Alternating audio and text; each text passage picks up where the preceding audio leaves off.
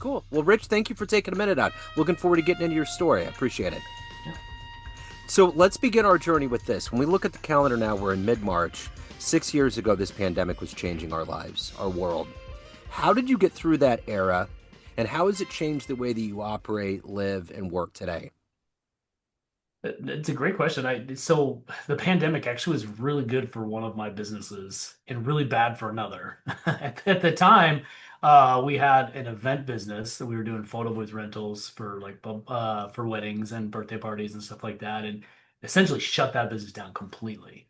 But I also have an e-commerce business, and the e-commerce business just exploded. Like we probably 2x'd from our numbers in 2019 to 2020. So we couldn't buy enough product to sell. So we run a wholesale business on Amazon. So we're buying direct from manufacturers and distributors here in the US and getting their authorization and kind of exclusive partnerships to sell their product and represent them on Amazon, Walmart, eBay. So it the hardest part of that was getting enough product because it just nobody could go to the stores anymore. Yep. And so our business just exploded. So it was COVID was really, really good for us for a couple of years, and then it kind of just fell off the cliff. I think in the what 2022, probably like mid 2022, everything went right back to like pre 2020 numbers. And so there was a huge adjustment I had to make, and it was tough with trying to balance relationships and staff, and we had to let a bunch of people go. It was definitely a trying time, and the adjustment we've had to make from about 2023 to now has been huge. We're a lot leaner, staff wise. I think we're more efficient the way we run things. And my whole business thing has changed too. Like I now am not very involved in that business at all. We sold off the event business a couple years ago. I'm not very involved in the e-commerce business anymore. And now I am a franchise broker, and I help people get into business through purchasing franchises. So now I guide my clients through a discovery process of finding their ideal business and building their ideal life around franchising. So the uh, the e-commerce business still pays the bills. It's still a great business. We still do a few $1 million a year.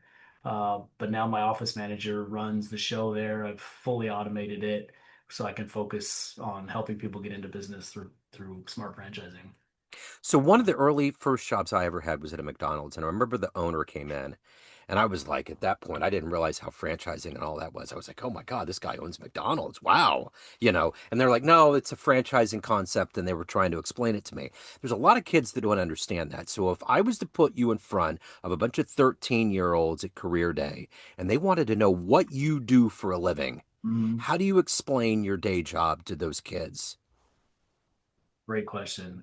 So it would be first like it's really helping people start businesses. That's really it. But what it is guiding people through a discovery process to figure out what their skills are, what their ideal lifestyle is, and then matching them with businesses that work for them. So in franchising, it used to be where franchises were just food and beverage concepts, like the McDonald's, the Subways, the Burger Kings. But now we've got franchises in over 37 different industries. We've got over 4,000 different franchises in the US.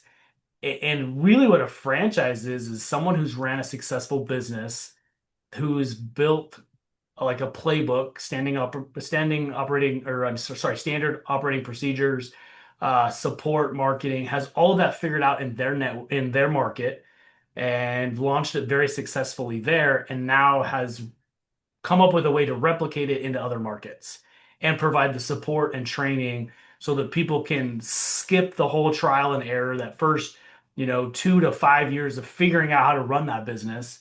You can skip all that, fast forward, learn it all in a very condensed fast time, and launch the business a lot more successfully by replicating what another successful operator has done, right? So for example, I love home service franchises. So like roofing, HVAC, electric, plumbing, all those trades, anything around the house. Those are fantastic businesses. So you take a roofer who's built a very successful business here in Phoenix, for example. He's figured out the marketing through trial and error. He's figured out what works, what doesn't, how to set up vendor relationships. He's got all that dialed down and he's built a multi-million dollar business, right? Well, then he franchises it and sells that concept to other owners who want to do the same thing in other markets. And now everybody works together. You know, they get the training from this guy, from his team. And now all the owners across the country work together, they network together, they share ideas, and they build each other up. So that's why franchises are a lot more successful than just startups because of the training and the support and the networking that comes with it. So I hope a 13-year-old could understand all that. Yeah. Oh, yeah. I think so. I think so. So when you were that age, what did you want to be when you grew up? What was your dream gig? Oh, at third, I wanted to be a baseball player, Okay. actually. Like we talked about it off screen, but I Yeah. love the Braves. I wanted to play shortstop next to Chipper Jones. Yeah. Yeah. Well, how did you get this business acumen? Take me back. Where are you from originally? So originally I grew up in Salt Lake. Okay. I went to high school there and then I moved to Arizona to go to Arizona State. And I fell in love with Arizona and I've been here now 22, 23 years. Okay. So I went to business school at ASU and got a job in sales right out of college. I worked there for 12 years. About halfway through, about 6 years in or so, one of my largest accounts got purchased by a company in India, and I was worried that more than half of my commission was going to just disappear overnight. Right? I was positive they were going to move all that production to India, and I was going to lose all that business. It ended up not happening that way, but I went home and I told my wife, and I'm like, we got to figure something else out. We got to make more money somewhere else. So I started looking at like Biz by Sell and Craigslist, and we actually found a photo booth company for sale here in Phoenix. And we decided not to buy that company, but I loved the idea of it. So I approached my dad, got a $10,000 loan from my dad, and we started a photo booth business. And by month three, we had added our second photo booth, hired our first crew, and then we saw this YouTube of Knocker Ball, like bubble soccer rentals. So we Yeah. decided to add that to the business. We bought 12 bubbles. So at 3 months in, here we've got now two divisions of this event business. We got two photo booths, 12 bubbles, and we're running ragged on weekends. And then it was about a year after that I saw a post from my buddy on Facebook about he was doing FBA and making really good money selling on Amazon.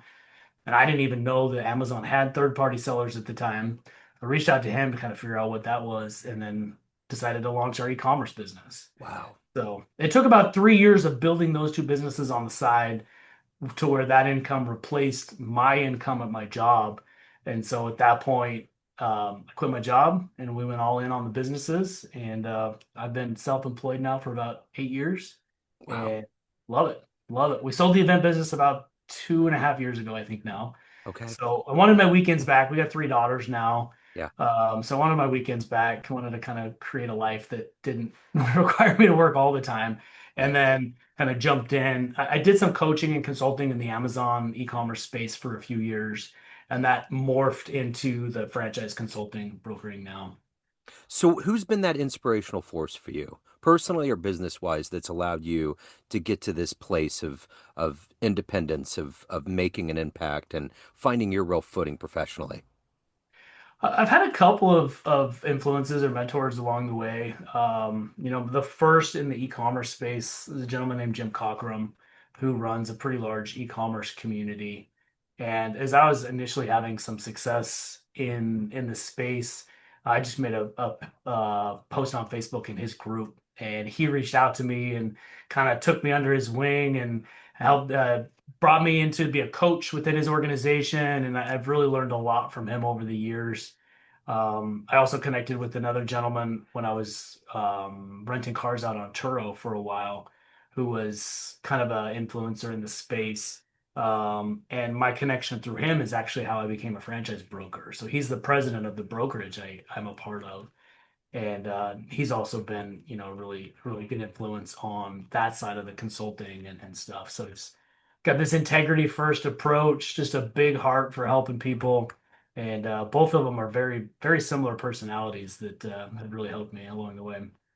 So the success of any business, whether it's a franchise or otherwise, is kind of that top-down approach. You know, you want to have a happy boss, you want to have happy employees, you want to have a product that people want to come back to. In the realm of business, kind of like sports, who is that superhero? I mean, you mentioned Amazon with Bezos, we got Steve Jobs, we got all these other figureheads that exist in the world. Who is somebody that you admire that's done it right from the top down? Man. But in the franchise space? Well, yeah, or overall that you've looked at as an inspiration in the world of operating and being a businessman. So there's a CEO of one of the franchises. His name is Dan Claps. He runs Voda, and his story and what he's built there is been pretty inspirational. Um, so he was a franchise owner. He ran a marketing company, but he launched Voda a few years ago. He sold his marketing company and went all in with this restoration business. And you see like all the time franchises launch and they never get past 25 franchisees, right? Or they struggle to get there. He really found a way to connect with people as online and through LinkedIn and through Instagram. But what he did so different than anybody else that I love is he built a support team around him before he ever started selling the franchises. Right. He's got an incredible CEO. He's got an incredible friend, developer guy. And the coaching team that he's built around him is just is above far and above any other support system I've ever seen. So before like chasing dollars and chasing franchisees, he built the team around him that now supports the growth. And in 3 years, they've sold over a hundred locations, which is just incredible. And he's not growing too fast for the support because he built that team first. So, he went all in with everything he made on selling that marketing company. And for a while, it took him, I think, almost a year to sell that first location. And he was really worried that he had made a big mistake and was losing all his money, but it really paid off in the long run. And so I think the way he did it with building the support team around him is was the key to his success. There's so many moving parts and pieces of what you've explained that your job is with so many different people and so many just there's so much going on. How do you juggle that every day when you wake up? Because you got the business, you got your life, you got your soul, your family. How do you juggle and do all of that when the alarm clock goes off in the morning? It's a great question. It's not easy running businesses and I do deal with a little bit of anxiety and the stress that comes with it. I start every day very intentionally, with a 30-minute meditation on my back porch. It's really helped me focus, and that's something that I've only recently started, probably the last 3 to 4 months. Um, but again, I try to surround myself with a lot of great support. I mean, my wife is amazing.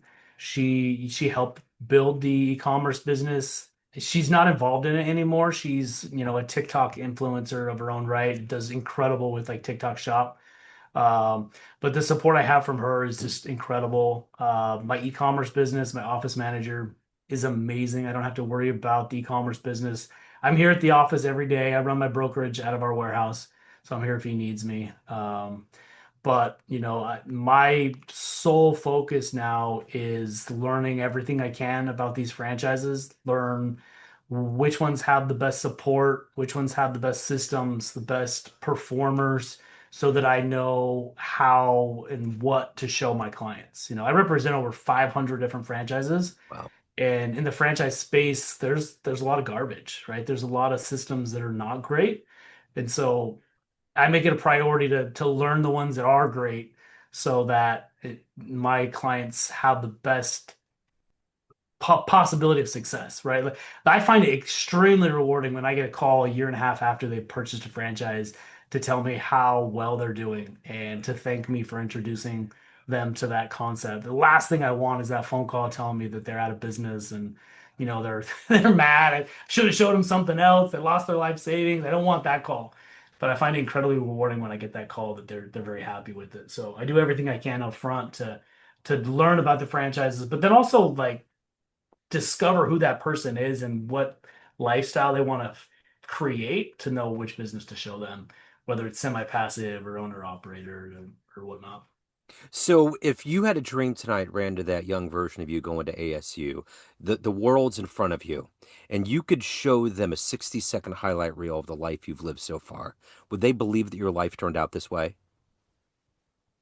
I think so. Like I always had like high aspirations. I always wanted to do something, like this, run businesses, be my own person, do my own thing.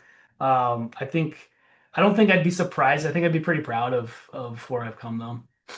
So let's say you walked into a room of everybody that's known you throughout the years as a businessman, clients, colleagues, everybody, and you walk up to a podium and you could tell them a fun story.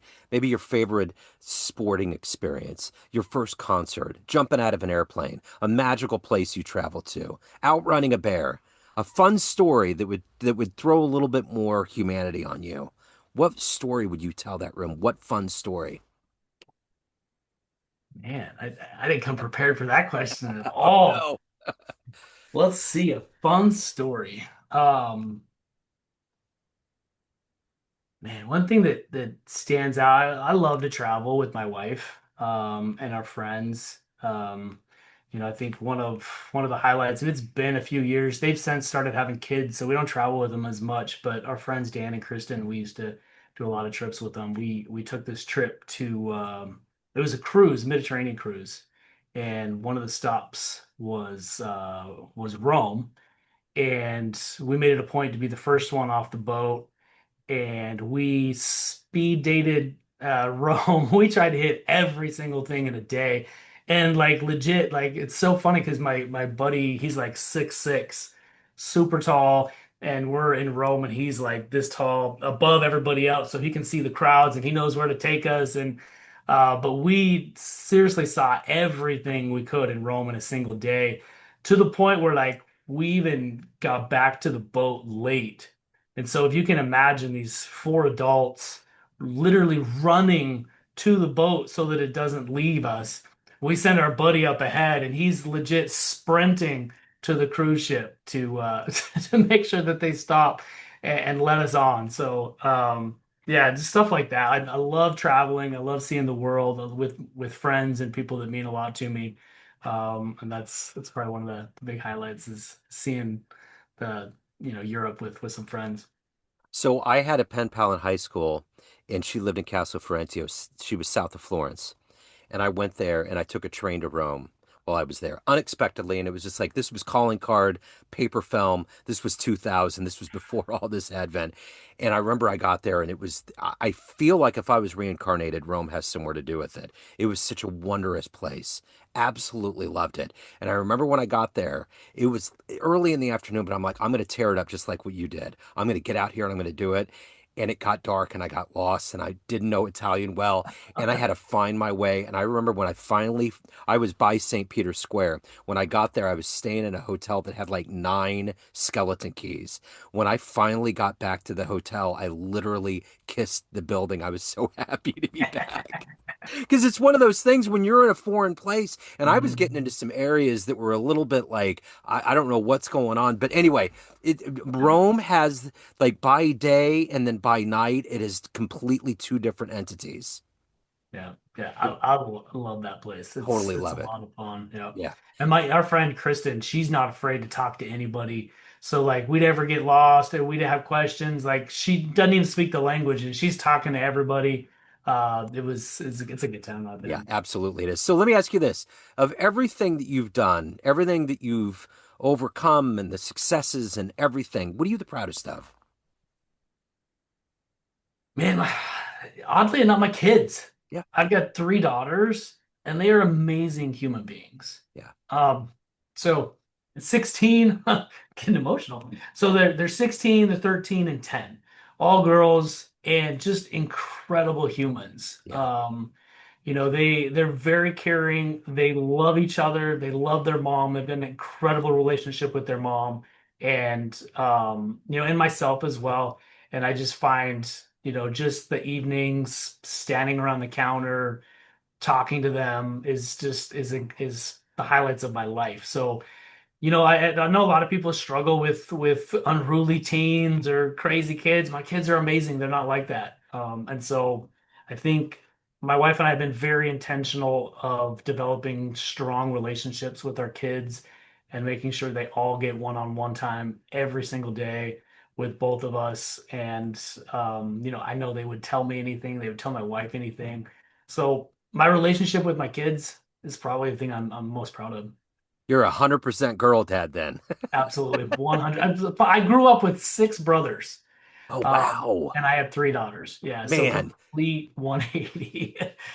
talk about the mysterious potpourri of life, man. That's wild. Yeah. So at the end of the day, everyone has a perception of you, family, friends, clients, colleagues, everyone that knows you in all these different bubbles of life. But you run the show. What's your perception of you? Who do you think you are? I I'm just a guy that still trying to figure it out. I'm a guy that just like, gives my all, to everything I do. I'm not the smartest person in the room. I'm not the best, but I think I put the most effort in at the end of the day, right? So I'm gonna be the guy that works the hardest. I'm gonna be the guy that figures it out. I think I have a knack for learning things very quickly. So I may not know how to do it right the first time, but I'll figure it out and I'll be able to implement it and do it well eventually. But yeah, just never say quit, man. Yep. That's me. Keep on moving. So Yep. you've made this easy. The bird on your shoulder is right there. Mm. Franchiseheroes.co. If anybody wants to dive in anywhere else they need to go, or is that it?